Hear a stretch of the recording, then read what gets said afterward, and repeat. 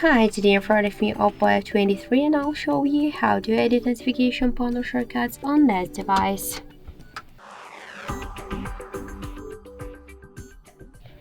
So open first the control panel and find here you will see here all of the available options. To add here some options or to remove some of them or just to change the positions of the icons here, we should click here to these three dots, tap to edit titles, and we got here this more functions section with invisible options. To add them to your panel, you should just click to this plus icons.